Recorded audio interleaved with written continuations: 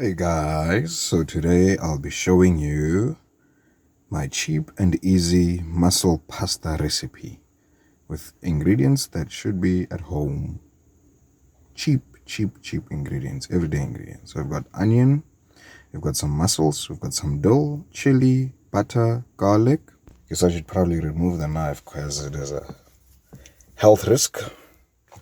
So, as I was saying, mixed herbs, paprika, black pepper, salt, some white wine, and a bit of milk.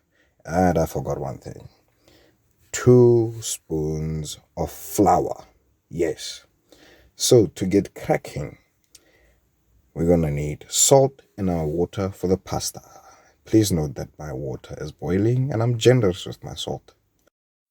So guys, what you'll note is that I am using simple equipment as my pot, my pan, simple pan, none of the expensive stuff. It's not non-stick.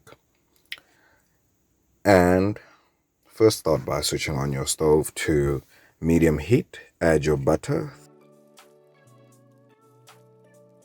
You can use margarine or a bit of oil if you can. Allow the butter to melt. I guess I should move it to the stove that's actually on. And when you buy mussels, guys, buy mussels from a fishmonger, fresh mussels. How you know mussels are fresh? They are closed and they are not open. Open mussels are dead mussels. You don't want to eat those. No. Melt my butter. Oh. I will be switching the pan and the pot because, well, that is taking its time and I don't need the boiling water right now. First, melt my butter. Medium heat. Once again, not high heat, otherwise your butter will burn. I'm going to add my onions and saute them. So saute basically means lightly frying your onions until they turn translucent. And I'm also not wasting. I'm using every little bit of onion. But another thing, translucent is having them turn a tiny bit see-through, colorless. Yebo. They cook slowly. They're cooking slowly, guys. They are cooking slowly. I need a gas stove, guys. We need a gas stove. You guys must subscribe so we can get a gas stove. This process is taking way too long. But anyway, we'll get there. Slow progress is better than no progress. So I continuously stir my onions just so that they do not catch at the end or at the bottom of the pan. And then I add my garlic. Once they start sizzling or bubbling, add all of the garlic and mix it all in. Once again, I'm using all the garlic because money's scarce. Garlic is a tiny bit expensive. And then I will be adding the rest of the ingredients when the garlic starts cooking. So how you know garlic has started cooking is when the smell becomes more pronounced from the pan. It takes about 4 to 5 minutes for the garlic to start cooking. And by then, because it cooks quicker, your onions will be fully cooked. Keep stirring it so that everything is evenly cooked. Shake it, stir it, toss it. And then I start by adding my seasoning. Start with my black pepper. A generous amount of black pepper. You can use powder if you do not have ground black pepper or you don't have a pepper grinder. It works just as well. I'm going to add my dried mixed herbs. Also a generous amount. I mean, seafood, herbs, flavor, I'm going to add some paprika as well. Can add smoked paprika if you've got. I'm just using plain normal supermarket paprika because it's cheap. Like I said, guys, whole purpose of this channel is budget. I am now mixing in all the herbs and the spices that I've just added. Yes, chef. Showing off a little bit there, yeah? If you have not done this, don't try this at home, otherwise all your ingredients will be scattered on the stove. Add my chili. Mix that in as well. So when you cook chili, guys, you will notice that the heat decreases quite significantly. It's not as hot as when you have it fresh. I added my dill. Dill is not very pronounced, but it makes food look pretty, and it does give a very subtle amount of flavor. And I will be adding quite a bit of salt because the wine that I'm adding, which is a white blend, white wine, seafood white wine. Keep that in mind. So as I was saying, I add a lot of salt because wine is acidic. Wine has sweetness to it. It takes away from the salt. Yes, wine takes away salt. It's a cooking science that I've discovered. I haven't really discovered, I learned. I add my flour, and as I add the flour and mix it in, you'll notice that the mixture thickens quite a lot. And what you want to do after adding the flour is continuously stir. So what I do now is add more liquid to stop the flour from thickening my mixture and having it clump up or seize up or cake, if that's the right word. Yeah. And then I'm gonna add my milk. I also added the flour to stop the wine and the acid in the wine from splitting the milk. Splitting it separates, guys. It does not become creamy. So the flour is also a binding agent. After you've added all those, guys, you're gonna add your mussels, allow them to cook, and I guess I do love my wine. A bit more wine. Actually quite a lot. There was actually quite little left in that bottle, so I finished it off and opened a new one. Just for good measure. You know, I'm generous. Chef Bumbo, the generous chef. Add more liquid, guys, because what you want is the steam from your liquid to cook the mussels. Mussels can cook dry, but we want it saucy.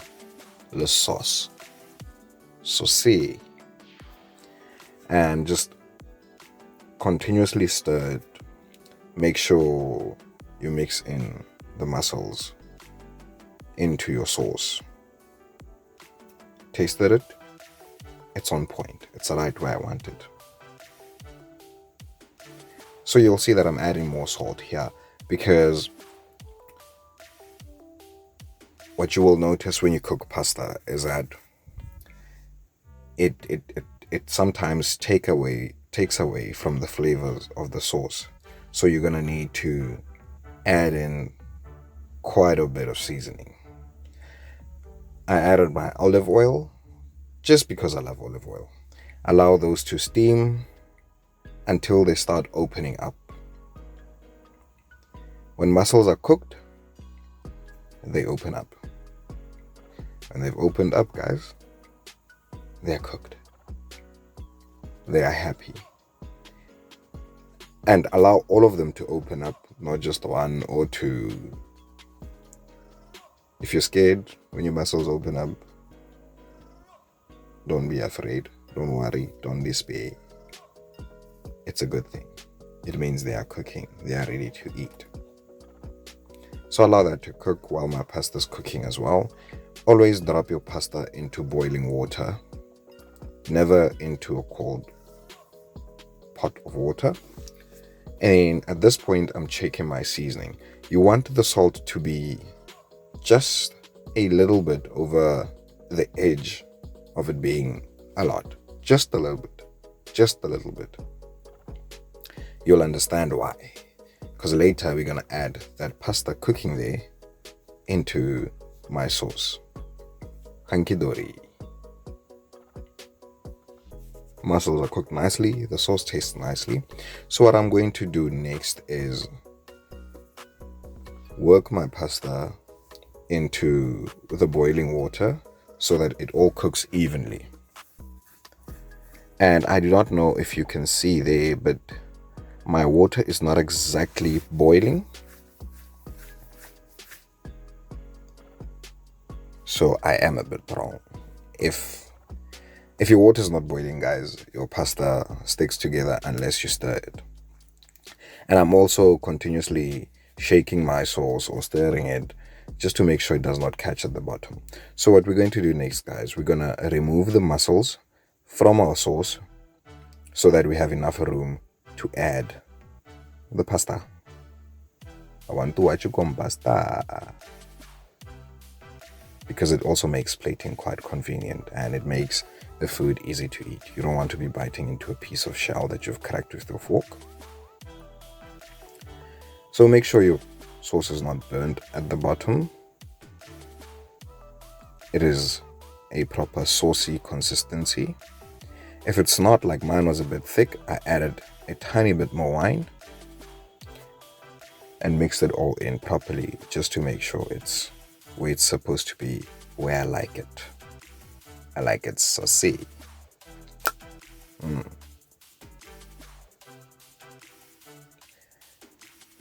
There we go. See, that's the consistency we want. That is what we want. Now, I will check my pasta, guys. Pasta usually cooks for about 5 to 6 minutes. And if you cook your pasta and you break it, when you check it, it is al dente. That's acceptable now. But I'm gonna let it go for a few more seconds just to be sure that it is cooked. And also keep in mind that it will cook further when it is in the sauce. Just literally 30 more seconds and that will be ready to go. Ready, get set, fire, go. Sorry, I'm just remembering preschool. It's been a while. So now, guys, we're gonna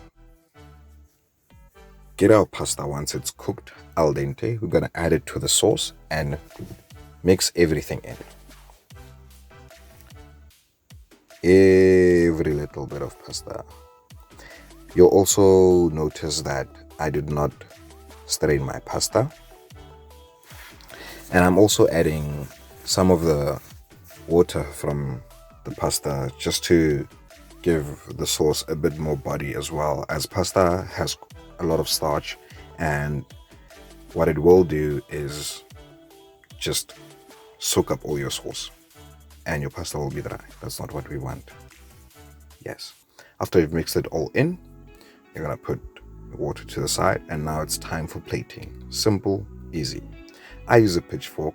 I scroll my pasta with a pitchfork. I think it looks unique, it looks beautiful. I like it. It's a chefy thing. You don't have to do it, or you could do it just to show off to some friends. And that's all she wrote, guys. Make sure to comment, like, and subscribe.